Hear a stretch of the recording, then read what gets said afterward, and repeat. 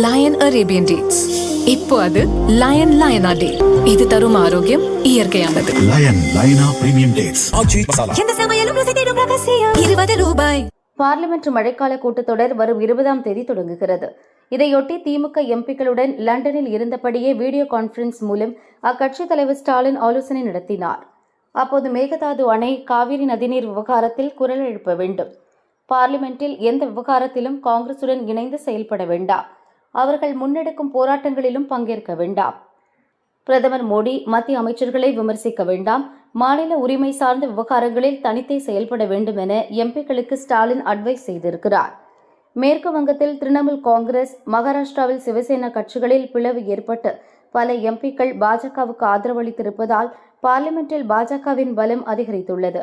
இதை பயன்படுத்தி தொகுதி மறுவரையறை உள்ளிட்ட முக்கிய மசோதாக்களை நிறைவேற்ற பாஜக திட்டமிட்டுள்ளது.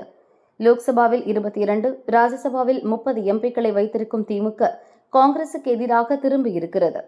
பார்லிமெண்டில் திமுக வெளிநடப்பு செய்தாலே முக்கிய மசோதாக்களை பாஜக நிறைவேற்றிவிடும் நிலை இருக்கிறது. இச்சூழலில் பாஜகவை எதிர்ப்பதில் ஒன்றாகவே இருப்போம் என திமுகவுடன் காங்கிரஸ் தலைமை பேசி வருவதாக தெரிகிறது. அத்துடன் பார்லிமெண்ட் கூட்டத்தொடர் முடியும் வரை திமுகவை விமர்சிக்க வேண்டாம் என தமிழக காங்கிரஸ் தலைவர்களுக்கு அக்கட்சி தலைமை அறிவுறுத்தியிருக்கிறது.